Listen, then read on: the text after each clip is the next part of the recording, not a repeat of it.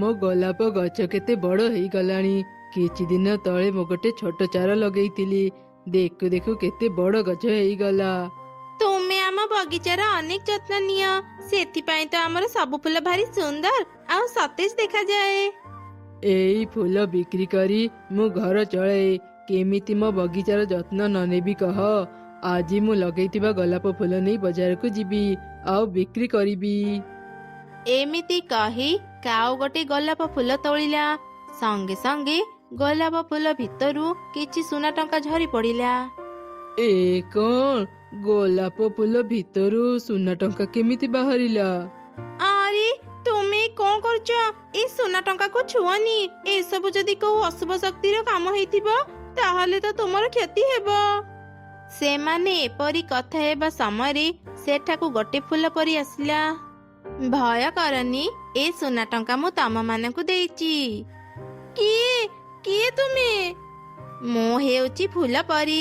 ତମେ ମାନେ ଯେମିତି ପ୍ରତିଦିନ ନିଜ ବଗିଚାରେ ଥିବା ଫୁଲ ମାନଙ୍କର ଯତ୍ନ ନିଅ, ମତେ ଭାରି ଭଲ ଲାଗେ। ସେଥିପାଇଁ ମୁଁ ତମ ମାନଙ୍କୁ ଏ ଉପହାର ଦେଇଛି। ପରି, ଏତେ କମ ସୁନା ଟଙ୍କା କାହିଁକି ଦେଲ? ଯଦି ଦେବାକୁ ଚାହୁଁଛ ଆହୁରି ସୁନା ଟଙ୍କା ଦିଅ, ଯେମିତି ଆମେ ଆମ ଅଭାବ ଏକାଥରେ ଦୂର କରିପାରିବୁ। ଆଚ୍ଛା ଠିକ ଅଛି, ମୁଁ ତମ ମାନଙ୍କୁ ଆହୁରି ସୁନା ଟଙ୍କା ଦେଇପାରିବି, ହେଲେ ଗୋଟେ ସର୍ତ୍ତରେ। କଣ ସର୍ତ୍ତ? କୁହ ପରି। ମୁଁ ତମ ମାନଙ୍କୁ ଯୋଉ ସୁନା ଟଙ୍କା ଦେବି, ସେ ସୁନା ଟଙ୍କାରେ ତମେ ମାନେ ନିଜର ସବୁ ଅଭାବ ଦୂର କରିବ, ତା ସହ ଗରିବ ଅସହାୟ ମାନଙ୍କୁ ସାହାଯ୍ୟ ବି କରିବ। ଓ, ଏଇ କଥା ପରି। ଆମେ ନିଶ୍ଚୟ ସମସ୍ତଙ୍କୁ ସାହାଯ୍ୟ କରିବୁ। ତୁମେ ସେଥିପାଇଁ ଜମା ଚିନ୍ତା କରନି। ଆଚ୍ଛା ତେବେ ଠିକ ଅଛି, ମୁଁ ତମ ମାନଙ୍କୁ କିଛି ସୁନା ଟଙ୍କା ଦେଉଛି। କିଛି ଦିନ ପରେ ଅନ୍ୟମାନଙ୍କୁ ସାହାଯ୍ୟ କରୁଛ କି ନାହିଁ? ଏମିତି କହି ପରି କାଉ ମାନଙ୍କୁ 2 ବସ୍ତା ସୁନା ଟଙ୍କା ଦେଇ ସେଠାରୁ ଚାଲିଗଲା। କାଉ ମାନେ ସେ ସୁନା ଟଙ୍କା ଧରି ଘରକୁ ଗଲେ। ଆରେ ଦେଖ ଦେଖ, କେତେ ସୁନା ଟଙ୍କା! ଏତେ ସାରା ସୁନା ଟଙ୍କା ମୁଁ ମୋ ଜୀବନରେ କେବେ ଦେଖିନଥିଲି। ହେଲେ ଏସବୁ ଅନ୍ୟମାନଙ୍କୁ ବି ଦେବାକୁ ପଡିବ ଭାବି ଭାରି ଦୁଃଖ ଲାଗୁଛି। ଆରେ ତୁମେ ମନ ଦୁଃଖ କାହିଁକି କରୁଛ? ଆମେ ଆମର ଗୋଟେ ବି ସୁନା ଟଙ୍କା କାହାକୁ ବି ଦେବାନି। ଆରେ ତୁ ଏ କଣ କହୁଛୁ? ଆମେ ଯଦି କାହାକୁ ବି ସାହାଯ୍ୟ କରିବାନି, ପରି ଆମ ଉପରେ ରାଗିଯିବ। ପରି ଏକଥା ଜାଣିଲେ ସିନା ଆମ ଉପରେ ରାଗିବ। ପରି ଯେତେବେଳେ ଆମ ପାଖକୁ ଆସିବ ଆମେ ତାକୁ କହିଦେବା ଆମେ ସମସ୍ତଙ୍କୁ ସାହାଯ୍ୟ କରିଛେ। ବା ବା, ମୋ ସ୍ତ୍ରୀର ବହୁତ ବୁଦ୍ଧି। ତୁ ଠିକ କହିଲୁ, ଆମେ ସେମିତି ହିଁ କରିବା। ଚାଲ ଏବେ ସୁନା ଟଙ୍କା ବଜାରରେ ବିକ୍ରି କରିବା। ତାପରେ କାଉମାନେ ସୁନା ଟଙ୍କା ବିକ୍ରି କରି ଅନେକ ଧନୀ ହେଇଗଲେ। ସେମାନେ ସେ ଟଙ୍କାରେ ଗୋଟେ ବଡ ଘର କିଣିଲେ। ଧୀରେ ଧୀରେ 2 କାଉ ବହୁତ ଅହଙ୍କାରୀ ପାଲଟି ଗଲେ। ମା, ବର୍ଷା ହେବ ଲାଗୁଛି, ଏବେ ଘରକୁ କେମିତି ଯିବା? ଆରେ ମା, ଟିକେ ଶୀଘ୍ର ଶୀଘ୍ର ଉଡ, ବର୍ଷା ହେବା ଆଗରୁ ଆମେ ଯେମିତି ଘରେ ପହଞ୍ଚି ଯିବା। ଆରେ କଣ, ବର୍ଷା ତ ଆରମ୍ଭ ହେଇଗଲା। ଆଗରେ କାଉ ଭାଇଙ୍କର ଘର। ଚାଲରେ ମା, ବର୍ଷା ଛାଡିବା ଯାଏ କାଉ ଭାଇଙ୍କ ଘରେ ଆଶ୍ରୟ ନେଇଥିବା।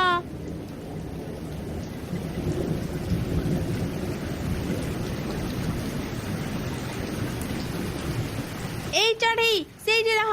ମୋ ବିନା ଅନୁମତିରେ ମୋ ଘରେ ପଶିବାକୁ ତୋର ସାହସ କେମିତି ହେଲା?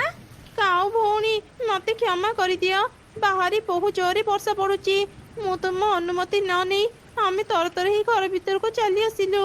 ବର୍ଷା ଛାଡିବା ଯାଏ ଆମ ମା ଝିଅଙ୍କୁ ତୁମ ଘରେ ଆଶ୍ରୟ ଦେଇଥାଅ। ହଁ, ଆମେ ତ ଏଠି ଧର୍ମଶାଳା ଖୋଲିଛୁ ନା, ସମସ୍ତଙ୍କୁ ଆମ ଘରେ ମାଗଣାରେ ଆଶ୍ରୟ ଦେବୁ। ଯା ଯା, ଶୀଘ୍ର ମୋ ଘରୁ ବାହାରି ଯା। ଦୟାକର କାଉ ଭଉଣୀ, ଆମକୁ କେବଳ ବର୍ଷା ଛାଡିବା ଯାଏ ତୁମ ଘରେ ଆଶ୍ରୟ ଦେଇଥାଅ। ଆମ ଘର ଅନେକ ଦୂର। ଏତେ ସମୟ ବର୍ଷାରେ ଭିଜିଲେ ମୋ ଛୁଆଟିର ଦେହ ଖରାପ ହେଇଯିବ। ମୁଁ ତତେ ଥରେ କହିଲି ନା, ତୁ ଆମ ଘରେ ରହିପାରିବୁନି। ଭଲରେ ଆମ ଘରୁ ବାହାରି ଯା, ନହେଲେ ଆମେ ଧକ୍କା ଦେଇ ତତେ ଏଠୁ ବାହାର କରିଦେବୁ। ମା ଚଢେଇ ଆଉ ତାର ଝିଅ ମନ ଦୁଃଖରେ ବର୍ଷାରେ ଭିଜି ଭିଜି ଘରକୁ ଗଲେ। ଏମିତି କାଉମାନେ କାହାକୁ ବି ସାହାଯ୍ୟ କରୁନଥିଲେ, ଓଲଟା ସମସ୍ତଙ୍କ ସହ ଖରାପ ବ୍ୟବହାର କରୁଥିଲେ। ଏମିତି ଗୋଟେ ଦିନ, ଅନେକ ଦିନ ପରେ ମୁଁ ଏ ଜଙ୍ଗଲକୁ ଆସିଲି। ଆଜି ମୋର ବହୁତ କାମ ଅଛି, ହେଲେ ତା ପୂର୍ବରୁ ମୁଁ ଆଗ ଯାଏ କାଉମାନେ ଅନ୍ୟମାନଙ୍କୁ ସାହାଯ୍ୟ କରୁଛନ୍ତି କି ନାଇଁ ଥରେ ଦେଖି ଆସେ। ଆରେ ଆରେ ବୁଢୀ, ତୁ ଏମିତି ଭିତରକୁ କେମିତି ଚାଲି ଆସୁଛୁ? କେତେ ଦୁର୍ଗନ୍ଧ ବାହାରୁଛି ତ ଦେହରୁ। ଯା ଯା, ଦୂରକୁ ଯା। ଆରେ ପୁଅ, ଚାଲି ଚାଲି ଭାରି ଶୋଷ ଲାଗିଲାଣି, ମତେ ଗୋଟେ ଗ୍ଲାସ ପାଣି ଦେଇପାରିବୁ? ନା ନା, ଆମେ ତତେ ପାଣି ଦେଇ ପାରିବୁନି। ତୁ ଆମ ଗ୍ଲାସରେ ପାଣି ପିଇଲେ ଆମ ଗ୍ଲାସ ଅପରିଷ୍କାର ହେଇଯିବ। ଯା ଯା, ଏବେ ଆମ ଘରୁ ବାହାରି ଯା। ମୁଁ କେତେବେଳୁ ଦେଖୁଛି ତମେ ଦୁଇ ଜଣ ବହୁତ ଅହଙ୍କାରୀ। କାହିଁକି ଏତେ ଅହଙ୍କାର କରୁଛ? ଅହଙ୍କାର ସବୁ ବିନାଶର ମୂଳ କାରଣ। ତମେ ମାନେ ଏତେ ଅହଙ୍କାର କରନି, ନହେଲେ ତମ ମାନଙ୍କର କେବେ ଭଲ ହେବନି। ଏଇ ବୁଢୀ, ବେଶୀ ଆଉ କଥା କହନି। ଆରେ ଦେଖୁଛ କଣ, ଏଇ ବୁଢୀକୁ ଶୀଘ୍ର ଘରୁ ବାହାର କର।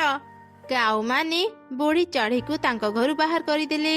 ସେତେବେଳେ ମା ଚଢେଇ ପାଣି ଧରି ବୁଢୀ ଚଢେଇ ପାଖକୁ ଗଲା। ବୁଢୀ ମା, ଏ ନିଅ ପାଣି। ମୁଁ ପାଣି ଧରି ଘରକୁ ଫେରୁଥିଲି, ସେତେବେଳେ ତମର ଆଉ କାଉ ମାନଙ୍କର କଥା ଶୁଣିଲି। କାଉ ମାନେ କିଛି ଦିନ ତଳେ ଅଚାନକ ଯେତିକି ଧନୀ ହେଇଗଲେ, ସେତିକି ଅହଙ୍କାରୀ ବି ପାଲଟି ଗଲେ। ସେମାନେ କାହାକୁ ବି ସାହାଯ୍ୟ କରନ୍ତିନି। ସତରେ କଣ କାଉ ମାନେ ଧନୀ ହେଲା ପରେ ଆଜି ଯାଏ କାହାକୁ ବି ସାହାଯ୍ୟ କରିନାହାନ୍ତି? ହଁ, ମୁଁ ସତ କହୁଛି ପରୀ। ଏମିତି ମା ଚଢେଇ ପରୀକୁ ସବୁ ଘଟଣା କହିଲା। ସବୁ ଶୁଣି ପରୀ ନିଜ ରୂପ ବଦଳେଇ କାଉ ମାନଙ୍କ ଘରକୁ ଗଲା।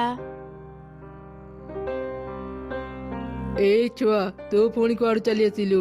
ଆରେ, ତୁ କଣ କବାଟକୁ ଠିକରେ ଲଗେଇନୁ? ଯେତେବେଳେ ଯିଏ ଦେଖ ଆମ ଘର ଭିତରକୁ ପଶି ଆସୁଛନ୍ତି। ଏଇ ଛୁଆ, ତୁ କଣ ପାଇଁ ଆମ ଘରକୁ ଆସିଛୁ କହ? ଅଙ୍କଲ, ଆଣ୍ଟି, ଏଇ ଗୋଟିଏ ଗୋଲାପ ଫୁଲ ମୋଠୁ କିଣି ନିଅ ନା। କେବଳ 10 ଟଙ୍କା ଦିଅ, ମୁଁ ସେ ଟଙ୍କାରେ ଚକଲେଟ କିଣି ଖାଇବି।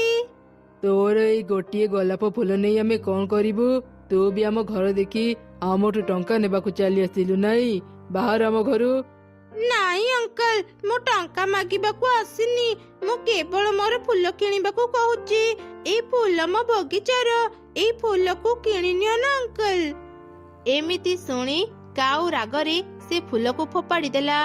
ସଙ୍ଗେ ସଙ୍ଗେ ପରୀ ନିଜ ରୂପକୁ ଚାଲି ଆସିଲା।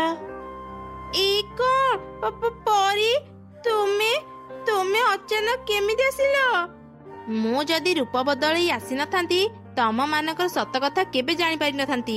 ଅହଙ୍କାରୀ କାଉ ଦଳ, ଅନ୍ୟମାନଙ୍କୁ ସାହାଯ୍ୟ କରିବା କଥା ମିଛ କହି ମୋଠୁ ସୁନା ଟଙ୍କା ନେଇଥିଲ। ତମ ମାନଙ୍କୁ ବିଶ୍ୱାସ କରିବାଟା ହିଁ ମୋର ଭୁଲ ହେଇଗଲା। ପରୀ, ଆମକୁ କ୍ଷମା କରିଦିଅ, ଆମର ଭୁଲ ହେଇଗଲା। ନା, ତମେ ମାନେ ଅହଙ୍କାର କରିଛ ମାନେ ଏବେ ଶାସ୍ତି ପାଇବ। ଏମିତି ରାଗି ପରୀ କାଉ ମାନଙ୍କୁ 2ଟି କଦଳୀ ଗଛ କରିଦେଲା। ପରୀ, ଦୟା କର, ଆମକୁ କ୍ଷମା କରିଦିଅ। ଆମେ ସତ କହୁଛୁ, ଆମେ ଆଉ କାହା ସହ ଖରାପ ବ୍ୟବହାର କରିବୁନି। କଥା ଦେଇ କଥା ରଖିବୁ। ମୁଁ ତମ ମାନଙ୍କୁ ତମ ପୂର୍ବ ରୂପ ଫେରି ପାରିବିନି। ଯଦି ତମେ ମାନେ କ୍ଷମା ମାଗୁଛ, ତେବେ ଠିକ ଅଛି। ଏଥିରୁ ମୁକ୍ତ ହେବାର ମୁଁ ଏକ ରାସ୍ତା କହିପାରିବି। ତମେ ମାନେ ଏଇ ରୂପରେ ଅହଙ୍କାର ଛାଡ଼ି ଯଦି 100ଟି ପଶୁ କିମ୍ବା ପକ୍ଷୀକୁ ସାହାଯ୍ୟ କରିବ, ତେବେ ଯାଇ ନିଜ ପୂର୍ବ ରୂପ ଫେରି ପାଇବ। ଏବେଠୁ ଅହଙ୍କାର ନ କରି ଭଲ ବ୍ୟବହାର କରିବା ଶିଖ।